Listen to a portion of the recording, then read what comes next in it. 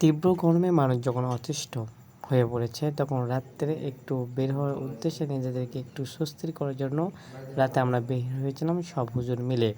তো সবাই মিলে খানা শেষ করে বোরহানি নিয়ে আমরা বাইরে চলে আসি এবং সবাই ভেবেছিলাম নদীর পাড়েই আমরা এই বোরহানিটা খাবো। তো রাতের বোরহানি নিয়ে আমরা এসেছিলাম। বোরহানি কে প্রথম খাবে এই নিয়ে আমাদের মাঝে কথা হচ্ছিল। প্রথমে কেউ খেতে চায় না, আসলে সবাই চায় শেষে অংশ খাবে।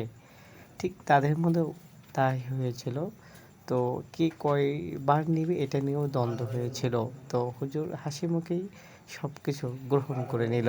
দেখা যাচ্ছে তাদের মাঝেও খাওয়া নিয়ে অনেক কৌতূহল হচ্ছে এবং অনেক কথাও হচ্ছে। হাসি থেকেই হয়তো বুঝতে পেরেছেন অনেক কিছু হয়েছে।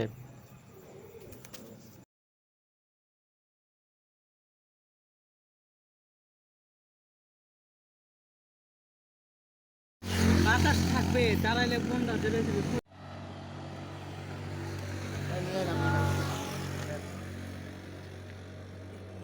দেহটাও কিন্তু কম না। তেলের গাড়ি এলে চাঁদপুর ঘাটে চলে যাবে।